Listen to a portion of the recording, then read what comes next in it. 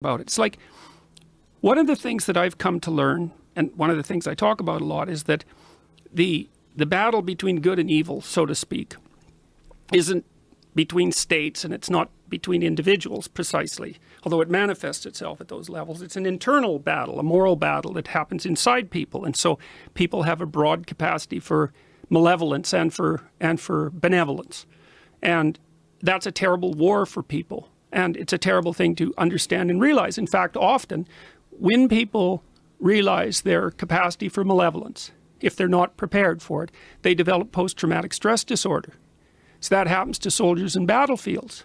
So they go out, they're innocent guys, you know, naive guys, young guys, and they go out onto a battlefield and they get put in a really stressful situation, and, you know, they step outside themselves and they do something unbelievably vicious and brutal, and then they're broken.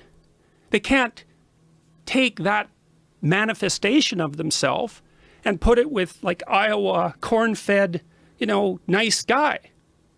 And no wonder, because one is like a flesh-eating chimpanzee on a war rampage, and the other is, you know, a relatively well-brought-up and polite farm boy from the middle of the United States. It's like, how in the world are you going to put those two things together? Well, you can't. That's post-traumatic stress disorder. And to treat that, my experience with post-traumatic stress disorder is that you have to teach people a philosophy of evil, of good and evil, because otherwise they can't recover. And I've had, by the way, in the last 4 months, I've had 2 letters from soldiers with PTSD, and I met 2 personally who said that watching my lectures had brought them back together, because they couldn't understand what they had become before looking deeply at their malevolence. Now,